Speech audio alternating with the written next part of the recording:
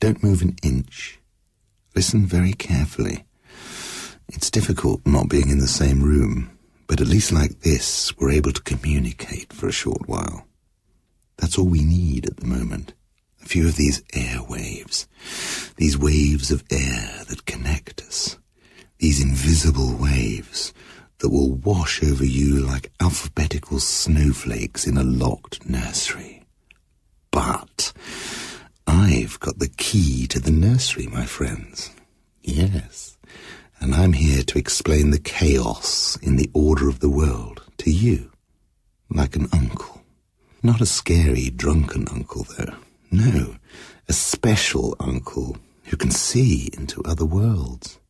An uncle who's as calm as soup, who can pick you up as if you were made of sweet wrappers and take you for walks with him, with your tiny hand in his big, warm hand, through ancient, misty walkways above the 11th, 12th walking place.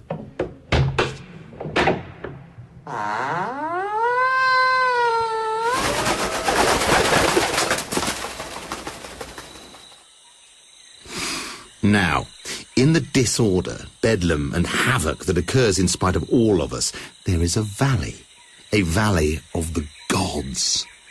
Everyone smiles, and someone gathers fish, and another gathers newly rinsed sand, and someone other gathers kisses for the wishes of the old leaves. And then, from round a corner, came a coat. A magnificent, splendid, warm and enclosing red-coloured coat. Pockets for every single occasion, and all of them red. The reddest of reds you could dream of, shouting proudly and clearly, "I am bright red. I am not pink. I am not pale. I am not faded. Look at me, look at me. No one can deny it. I am an extremely red colour. I am a very loud red. So stand back, all you blues and you yellows and you revolting little purples. I am an undeniably superior colour to yours. There is an exceedingly, undeniably, almost unbelievably, exceptionally red coat in your presence. Gaze on me, you other colours, and despair." And they did. Large time. But hold your breasts tightly now, little snowflakes, for this is a truth. That coat contained a man of very largeness, unrolling and unwrapping the unseemliness of his skin between the brickwork and the ironwork and the patchwork of the magnificently swaying, dangling slap-slippingness of his coat, while he inched along the special secret pathways for the private people only, by the inch, by the foot, by the metre, by the centimetre, by the yard, by the mile, by the litre, by the ton, by the millilitres voltage of the scale of the depth of the weight of his wonderfully clever, new, anonymous plan. And nobody in the valley knew his new nobody's plan of splendid, invisible, practically Scandinavianly architecturally unfashionable thinking for himself and not for the others. No, for him and him alone, and it made him outrageously, obscenely, obstreperously happy. So him sang. Him was him's name, and him liked to sing hymns. Hymns were hymns' songs, and him liked his hymns. Hymns made him smile, which was a good and a significant thing. And there was Désirée, wearing her lingerie hair, which curled around her sweet waist, swooping down, up round around like a tablecloth's dream, swerving and curving down quietly, smoothingly soothing Désirée's hips, while she sauntered strollingly across Him's open ceiling. Him's eyes were wide and blue, absorbing his queen, for he would have been happy to carry her riderless beyond the end of time. She was his Désirée forever. goods. Stesh went her hair in the sway, bouncing and rolling on its way. Swesh, stesh, mandendering, skenseresh, entuesh, flam went her hair. This was hair made for gods indeed.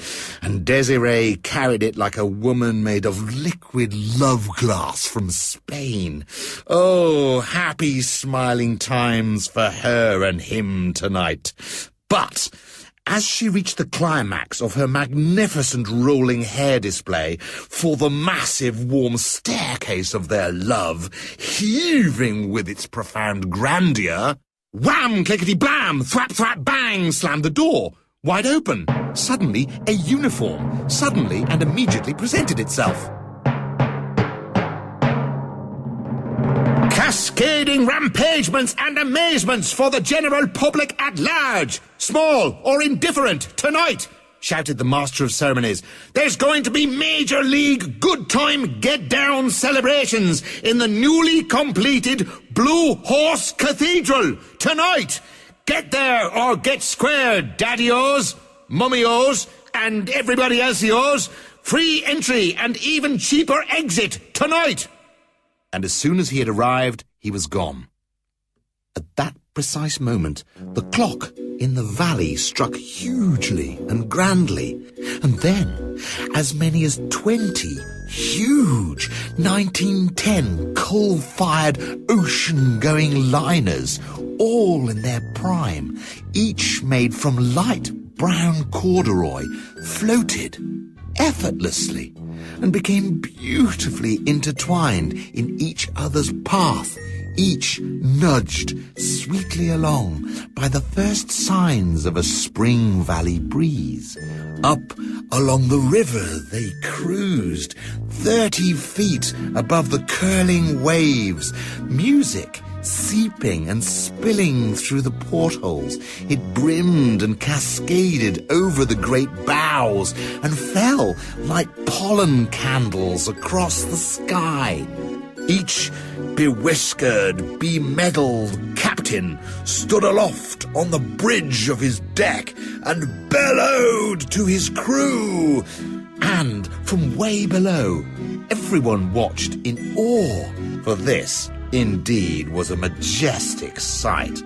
Then it was the 11th hour, minute and second. The gong gonged precisely at gonging time, and there they all were, all the winter masterpiece characters, oily, slithering and slippering, cream-smacking, frozen-smelling forms, all streaming towards the great new Blue Horse Cathedral.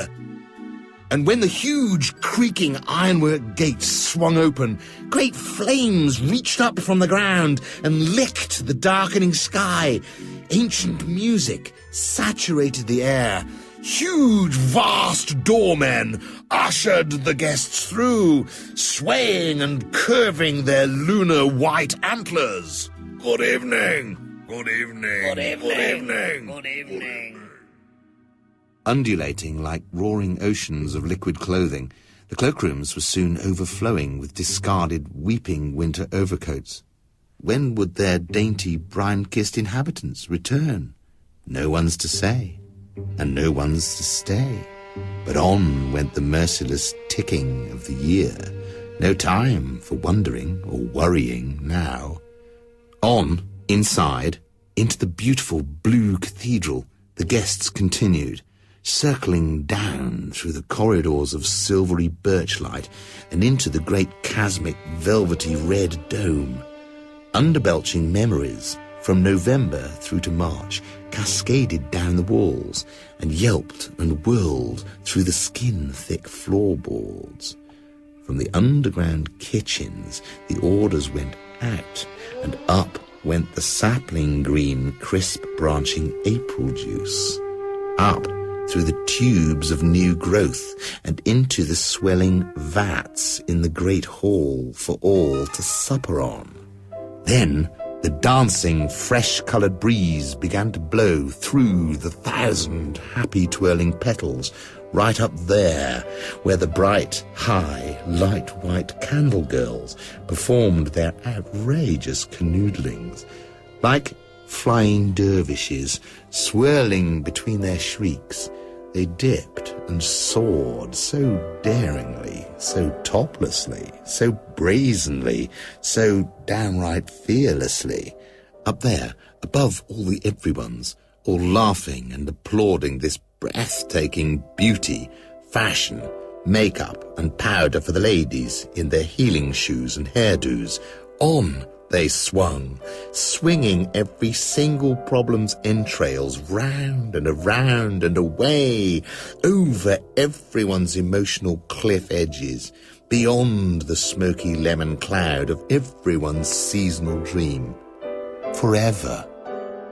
And now the newborn dancers were starting to hurry up to the front to claim their blooming seasonal prizes, and that was the shape of the shouting in the ballroom, where everyone continued to dance themselves deep into the night and out of the winter darkness, with their melting makeup and teeth turning to hair. And him and Desiree observed it all, waiting for the delightful precipice of time, waiting and ready to command and deliver the moment for all. For soon the sun would be reaching hungrily round the earth, and the beds would be singing for their water once again. Soon the dew would be waking the seeds in the underground bed linen, lifted forth from yesterday's party. And then, at the height of the revelry, it happened. Him's red coat swished, and quiet as a corpse, 10 or 12, or maybe 14 sudden triplets slipped out super quietly and made off with the suitcases full of winter. As simple as that. And him and Desiree melted from sight. And before everyone knew it, great creaking, steel-sounding blindfolds opened. Dawn was arriving. Everything was changing. Changing for else. There were crust-thrusting undergrafts bringing out their newborn. Bees carrying billions of uncountable, pre-autumentated, yellow-smelling fields of dazzling new colours were about to descend from the heavens. But, little snowflakes, just for a moment in the valley, everything went quiet. Quite quiet. Quite quietly quiet. Quite quietly quiet. Tip went a raindrop, and that was all that.